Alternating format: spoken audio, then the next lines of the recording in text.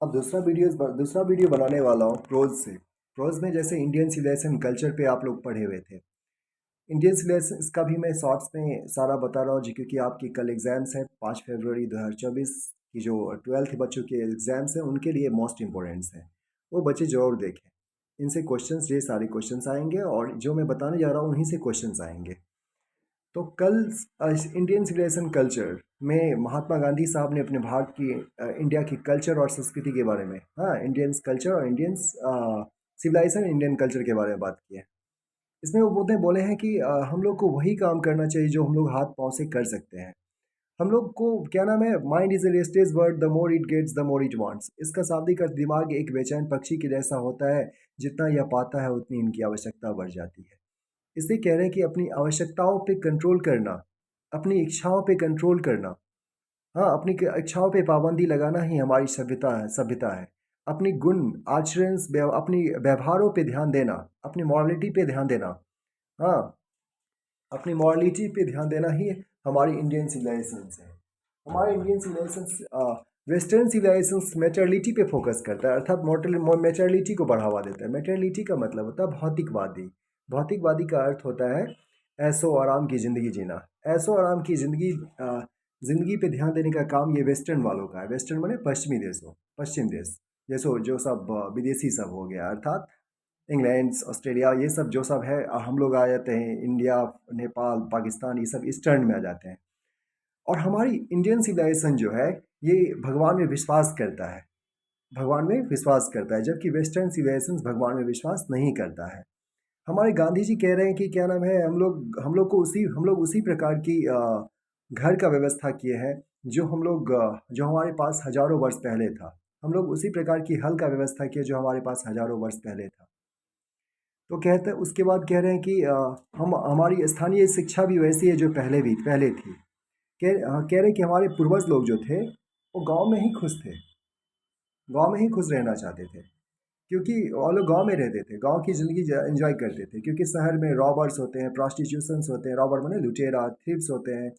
वे लोग चोरी करते हैं, डकैती करते हैं। इस वजह से वे लोग गांव में क्या करते थे, गांव में ही रहते थे, गांव में ही गांव का आनंद लेते थे। और शहर में जाना पसंद नहीं, गांव में एग्रीकल्चर ऑक्यूपेशंस को फॉलो करते थे। गांव में एग्रीकल्चर ऑक्यूपेशन माने कि खेती बाड़ी करते थे और गांव में ही अपना जीवन यापन करते थे। पहले के ज़माने में बहुत बताता हूँ, कह रहे कि और शुरू शुरू में लाइन में चर्चा कर दिए हैं, the seed sown by our ancestors. हाँ, जो बीज हमारे पूर्वजों के द्वारा बोया गया, was never beaten in the world, उसको किस पूरी दुनिया में नहीं हराया गया। ये गांधी जी कहे हैं कि जो सभ्यता की बीज हमारे पूर्वजों ने बो दिया, उसे पूरी दुनिया में नहीं हराया जा सकता है, माने नहीं हटाया जा सकता है। कह रहे हैं कि फ्रांस की सभ्यता, रूस की सभ्यता, जर्मनी ग्रीस की सभ्यता, सबका ख़त्म हो गया। जर्मनी का लोग सब ग्रीस लोगों से, रोम लोगों से सीखता था सब सिविलाइजेशन, ये सोच कर कि हम उसकी गलतियों को नकार देंगे, गलती को टाल देंगे। लेकिन उनकी सभ्यता बहुत बेकार हो गई, बहुत, मतलब क्या नाम है, उन लोग एक तो उन ग्रीस का, जापान का सभ्यता ऐसा नहीं था, लेकिन जापान भी धीरे धीरे वेस्टर्नाइज हो गया। अब यूरो, ठीक है ना, तो यही चीज़, सबका सभ्यता बर्बाद हो गया। वही कह रहे हैं कि क्या नाम है, फिर कहते हैं कि हमको गोल्डन फ्लीस शब्द का यूज़ किया गया है। हम कह रहे हैं कि ऐशो आराम की ज़िंदगी के पीछे हम लोगों को नहीं भागना चाहिए। हम लोगों को क्या करना चाहिए, सिंपल लिविंग और हायर थिंकिंग रखना चाहिए, ऐसा गांधी जी बताया हम लोगों को। ठीक है, तो ये हमारी पुरानी सभ्यता हम लोगों को सिखाता है। और कहते हैं क्या, पुराने ज़माने में दलाल सब होते थे, वकील, क्या नाम है, पुराने ज़माने में दलाल नहीं, पुराने ज़माने में दलाल नहीं होते थे।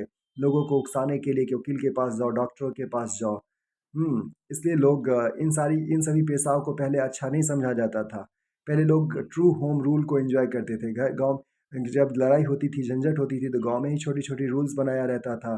पंची, जिसे पंचायती हम लोग समझते हैं, उसी से उसको समाधान कर दिया जाता था। और जिस वजह से गांव में ही सब बैठ के उसको समाधान कर लेते थे। इसलिए वे लोग गांव के ट्रू होम रूल का एंजॉय करते थे। ठीक है, तो वही कह रहा है। उसके बाद एक पॉइंट्स है कि सिविलाइजेशन, हमारी इंडियन सिविलाइजेशन जो है, गॉड में बिलीव्स, क्या करता है, गॉड में बिलीव करता है, जबकि उन लोग की वेस्टर्न सिविलाइजेशन गॉड में बिलीव नहीं करता है। फिर कहते हैं कि बेबीलोनियंस, सीरियंस, पर्सियंस, इन सब की सिविलाइजेशन जो है सब फॉल हो गया, पतन हो गया, चला गया। लेकिन इंडियन सिविलाइजेशन आज भी है। वह कह रहे हैं कि गांव में कभी आके देखो, हर जगह तुमको गोबर की ढेर मिलेगी, लेकिन उस गोबर के ढेर के अंदर भी ट्रेजेस मिलेंगे, मीन्स क्या, ढेर सारे धन के खजाने मिलेंगे। ऐसा हमारी इंडियन सिविलाइजेशंस और कल्चर है। सिविलाइजेशंस का मतलब तो हम आपको पहले भी समझा चुके हैं, फिर भी बता रहे हैं। सिविलाइजेशन मैंने सभ्यता, सभ्यता का मतलब होता है सभ्य इंसान, और कल्चर का मतलब होता है संस्कृति, मतलब सभ्यता का मतलब होता है अच्छा गुण, अच्छा व्यवहार। आपके अंदर अच्छी गुण है, अच्छा व्यवहार है, तो आप एक सभ्य इंसान कहलाते हैं। और कल्चर का मतलब होता है संस्कृति, जो परंपरा परंपरा से चलती आ रही है, वो क्या हो गया, संस्कृति है, जो हम संस्कृति को फॉलो करते आ रहे हैं, वो क्या है, सिविलाइजेशन, कल्चर, कल्चर उसको बोलते हैं। जैसे हमारे बाबा दादा हम लोग को कहा करते थे, जैसे किसी बाबा दादा की हम इज्जत करते हैं तो हमको क्या कहा जाता है, सिविलाइज्ड बॉय करते हैं, सिविलाइज्ड कहा जाता है। ठीक है, चलिए इस पे हम थोड़ा हल्का फोकस किए, और मुझे लगता है कि फोकस करते हुए सारा पॉइंट्स मैंने बोल दिया। अब चलते हैं Bharat is my home. Bharat, क्योंकि मुझे वीडियो शॉर्ट में बनाना है, और क्या करें, बहुत शॉर्ट में भी बनाते हैं फिर भी 10-15 मिनट का बन जाता है, और आप लोग को समझना भी है, इसलिए कह रहा हूँ। उसके बाद आ जाते हैं, इसका क्या नाम है, भारत इज़ माय होम एक है। भारत इज़ माय होम में जाकिर हुसैन साहब के हैं। जाकिर हुसैन साहब बोलते हैं कि क्या नाम है, भारत मेरा घर है, इसके लोग जो हैं मेरे भारत मेरा घर है, इसके लोग मेरे परिवार हैं। और बताएं कि इसके, हाँ, चाहे वो किसी भी जाकिर हुसैन साहब कहें, जाकिर हुसैन साहब चाहे वो किसी भी धर्म के हो, हाँ, हम सभी धर्मों की सेवा करेंगे। हम सभी धर्मों के लिए बिना जाति धर्म ये सब देखे बिना हम सेवा करेंगे, कि भारत की संस्कृति और कल्चर को संभालने की काम शिक्षा का है।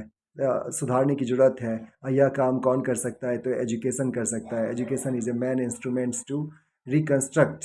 हाँ, तो ये ऐसे शब्द का इस्तेमाल किया गया है, मतलब कि शिक्षा जो है एक मुख्य अस्त्र है, जो है क्या नाम है, क्या करने का, तो इसको इम्प्रूव करने का, इंडिया को डेवलप करने का।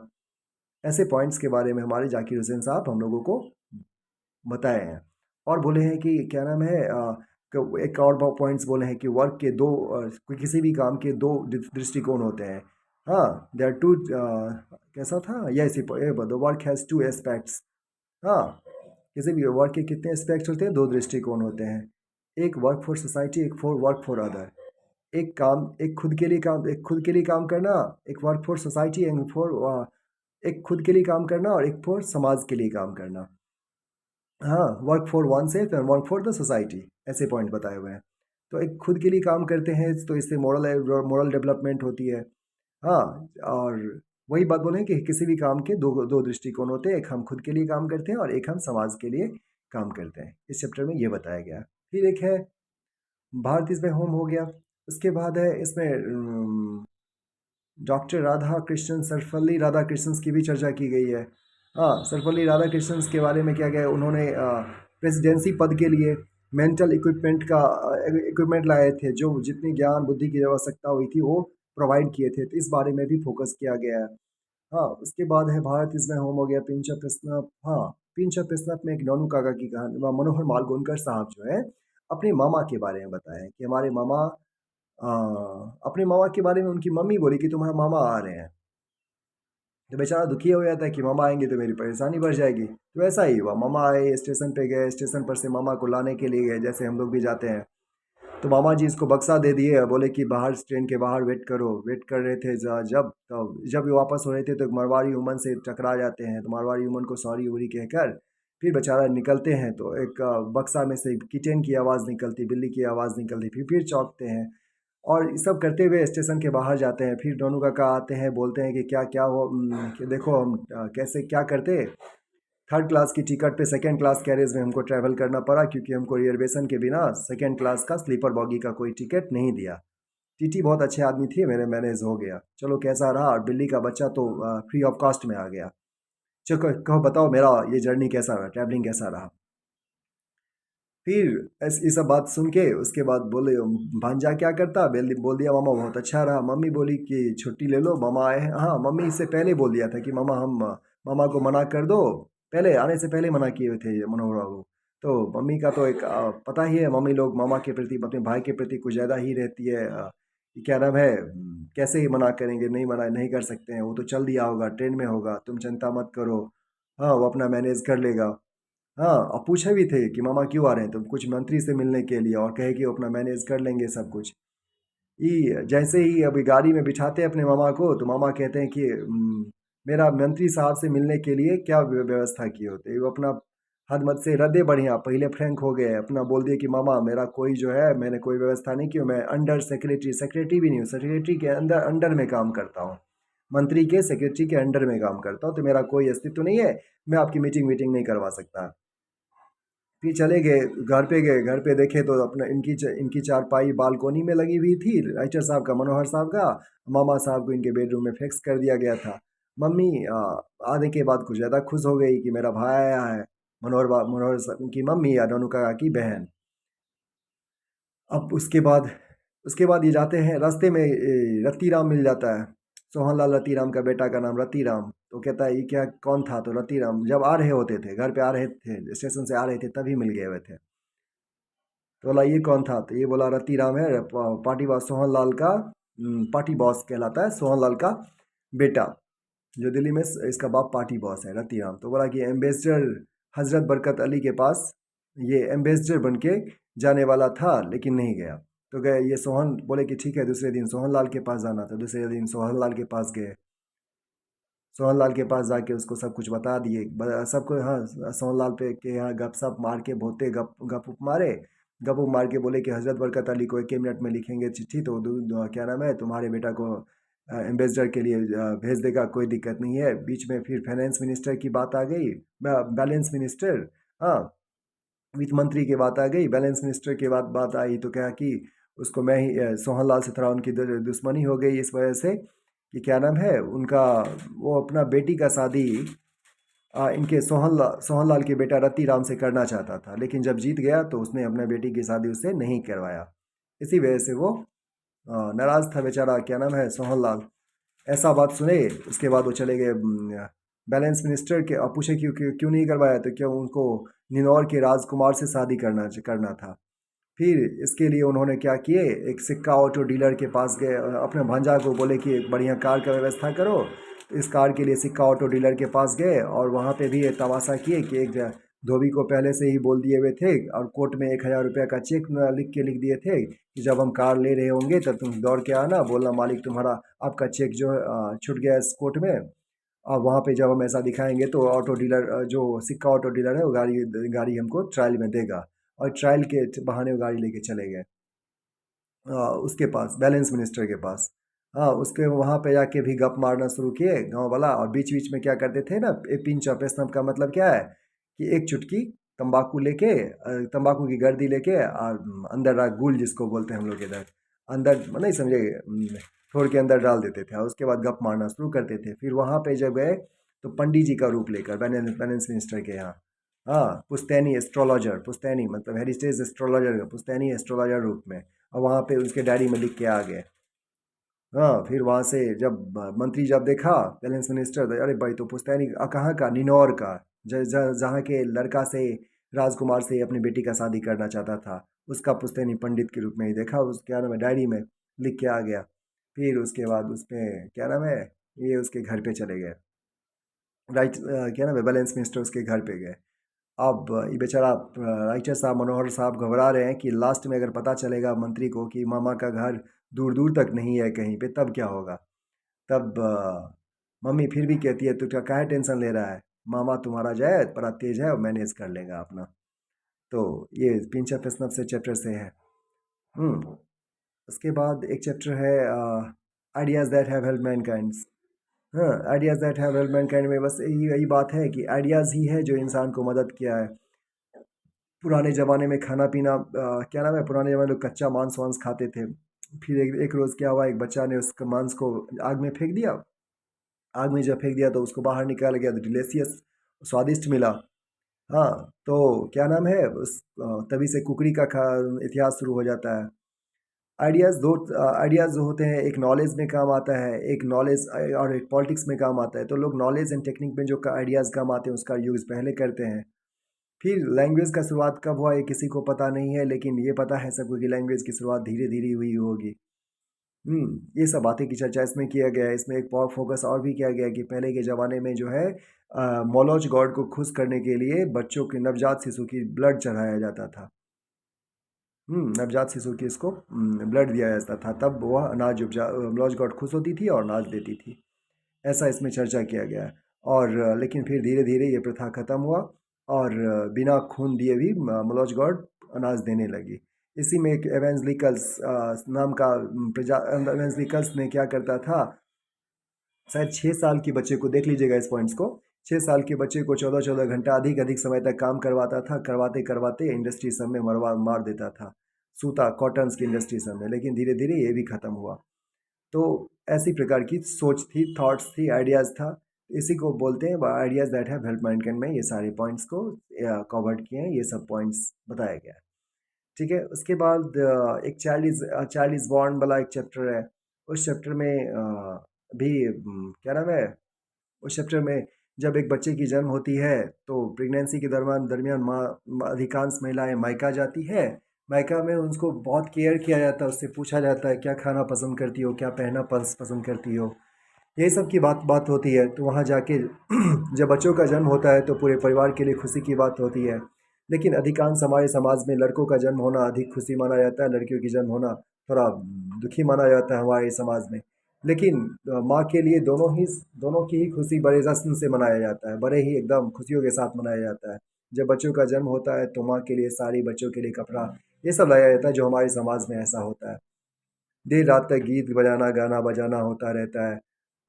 ले उसमें क्या नाम है, कुछ यंग यंग लेडी होती है, चाची काकी अम्मी सब जो होती है, ये सब रहती है। कुछ अनमैरिड गर्ल्स होती है, ये सब अपना गीत नाद अपना देर रात तक चल करता है। लड़का ज़्यादातर इसमें पार्टिसिपेट, इसके छठियार जब होता है, हाँ, तो अपने इधर 6 दिन में होता है, लेकिन इसमें चैप्टर में दिया गया 7 डेज में।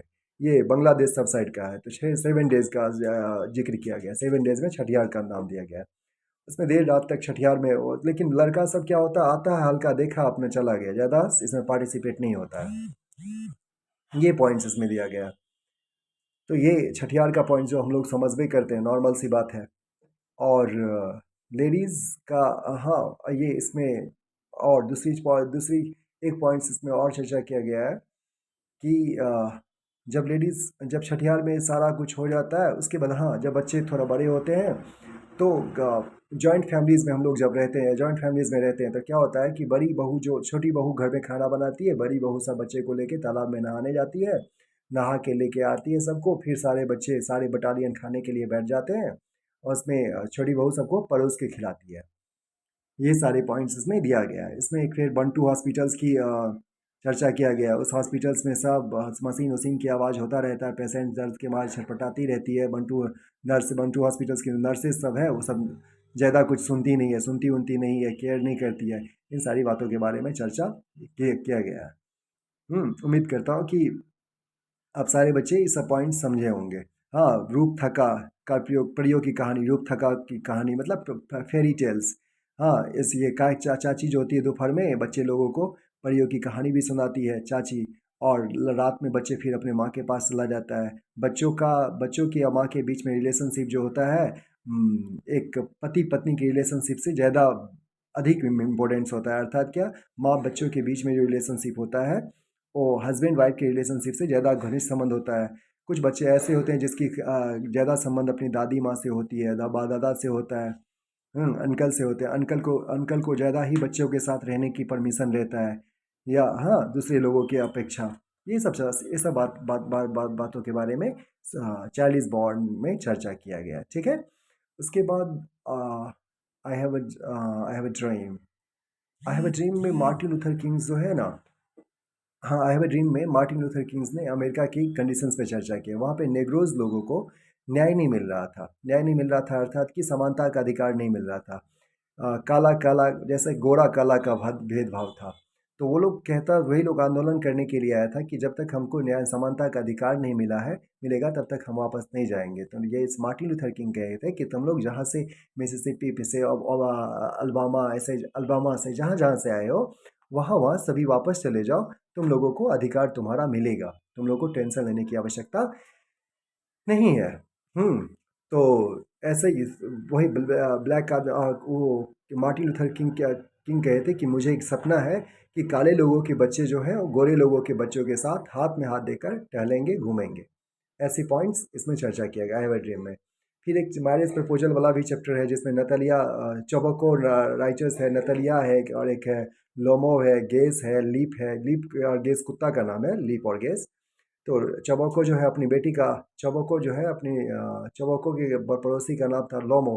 लोमो आता है सुबह में मॉर्निंग कोट सब ये सब पहन के, फिर बोलता है कि क्या कौन से उद्देश्य से आए हो, तो क्या नाम है, हम आपकी बेटी का हाथ मांगने के लिए आए हैं। नतलिया को बुलाता है, ये नतलिया आती है, नतलिया आके बोलती है सिगरेट पीजिएगा, नतलिया सिगरेट पीती है, शराब भी पीती है, उसको देने लगती है, तो वो कहता है नहीं मैं ये सब नहीं पीता हूँ।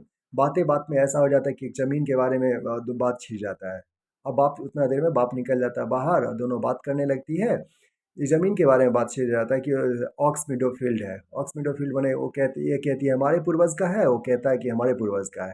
अब ये कहता है कि हमारे पूर्वज तो तुम्हारे ब्रिक बने होता है ईंट का भट्ठा खोलने के लिए तुम्हारे पूर्वज के किसानों को कुछ दिनों के लिए दिए हुए थे।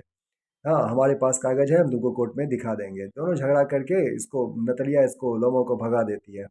फिर उसका बाप चबो को आता है तो कहता है क्या हुआ, कहाँ चला गया ये, तो कहता है कि नहीं वो तो चला गया, ऐसे ऐसे बोल रहा था, वो ऑक्स मीडो फील्ड्स मेरा है, वो तो मेरा है। फिर कह रहा है कि नहीं उसको बुलाओ, तो तुमसे शादी करने के लिए आया था। फिर उसके बाद उसको ये नतलिया बोलती है ठीक है अगर शादी करने के लिए आया था तो उसको जल्दी बुलाइए। फिर उसको बुलाती हैं, बुलाते हैं, बुला के फिर दोनों की मैरिज करवा दी जाती है। उसमें फिर हाँ फिर दोनों में बहस छिड़ जाता है, बातें बात में फिर बहस करने लगता है। लड़की की आदत है ना वो सब, हर छोटी छोटी बातों पे लड़ाई करने लगेगी, तो कुछ फिर लड़ाई करना शुरू कर दी। ओ क्या नाम है, वो कह दी कि क्या नाम है तुम्हारा जो कुत्ता है गेस, वो क्या नाम है, वो बूढ़ा हो गया, उसको गोली मार दो, गोली मार देना चाहिए। अब ये कहता है तुम्हारा जो लिप है, नतलिया के कुत्ता का नाम लिप था, वो बेकार है, उसको गोली मार दो। मतलब उसको बेकार है, उस हमारा कुत्ता तुम्हारा कुत्ता से, तुम्हारा लिप से बढ़िया है। ये अब लोमो कह रहा है नतलिया को कि हमारा जो गेस है तुम्हारे लिप से बढ़िया है, बढ़िया कुत्ता है। तो इस पे वो झगड़ा झंझट हुआ, तो बाद में फिर किसी तरह फिर बाद में सेटल होके दोनों की मैरिज हो जाती है। तो ये तो आपका मैरिज प्रपोजल से हो गया। उसके बाद एक चैप्टर चाइल्ड इज बॉर्न हो गया, मैरिज प्रपोजल हो गया, I have a dream, bath is my home, pinch of snuff. ये सारे पॉइंट्स सब है, थोड़ा रीड कर लीजिएगा। और थोड़ा राइटर्स नेम और सब चैप्टर ठीक है, इतने चैप्टर्स पे ध्यान दीजिएगा। उम्मीद करता हूँ बेहतर बेहतर रहेगा। ग्रामेटिकल की भी कुछ चर्चा अगले वीडियोज़ में मैं कर देता हूँ, उसको भी ध्यान